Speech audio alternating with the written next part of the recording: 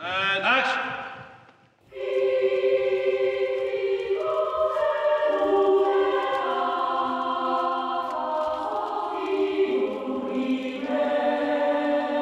I mean, it would be nice to hear a bit more about this whole idea of that somebody takes what was yours, in a way, in an artistic meaning, and they make it theirs without, of course, ever wanting to lose the you in it. It's as if I sort of built my book out of Lego, and you didn't really add any extra blocks or anything, but you disassembled my Lego novel and then reassembled it in the shape of a film. I've discovered, oddly enough, after years of writing a dialogue, actually, we're pretty clumsy. The exact nature of a cup that I can have in the text but don't have to describe must be described on film, because you can't have a cup, you can't see a cup without detail on it, even if it's a lack of detail. So for dialogue, actually I was just writing what I was hearing in my head and assuming that that line would be received.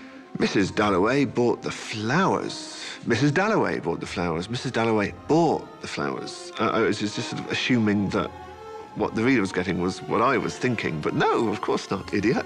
No.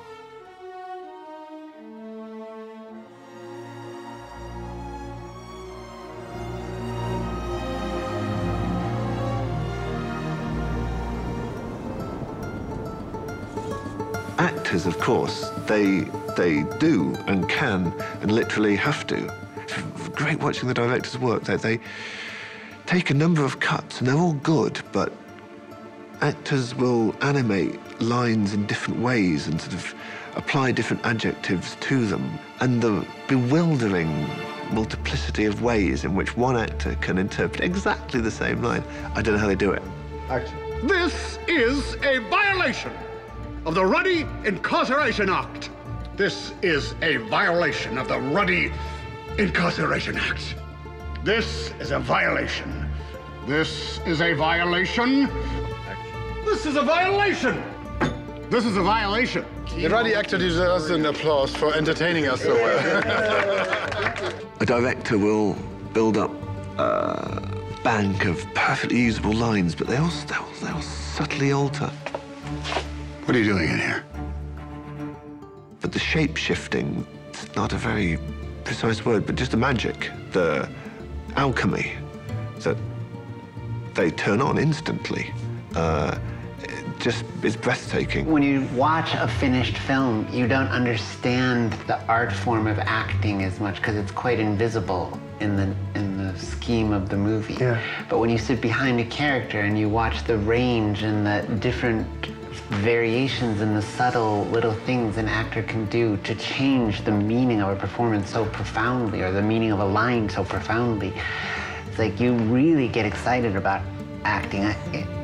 I would love to sometimes just recut our movies with slight variation in performances, just as a way of demonstrating how amazing acting, what an amazing art form of acting is. What you can't do on the page is stress. You know, when a composer writes lento or forte at the beginning, that's pretty clumsy, and it's the conductor's job to actually refine that.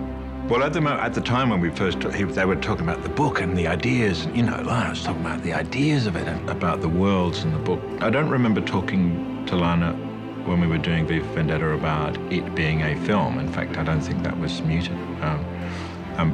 But probably there were all sorts of explosions going off in her brain. It's been a once-in-a-lifetime experience.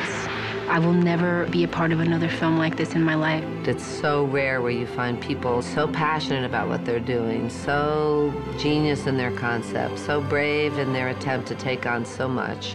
Really brilliant in every way. You know, in the old-fashioned sense, you'll sit there and you will be taken on a gigantic roller coaster ride. You know, it's a spectacle. It is contrary to a massive amount of things that are going on in mainstream movie making. It's a left field adaptation of a huge tome. It's Cloud Atlas 2.0. You know, David Mitchell did the first thing, and they used the architecture of cinema in order to make it so that it is far from being an episodic piece of work. this sort of space project size operation that any movie is, dedicated to making another level of reality, and that little magic rectangle just glowing there in the dark. What an amazing species we can be sometimes.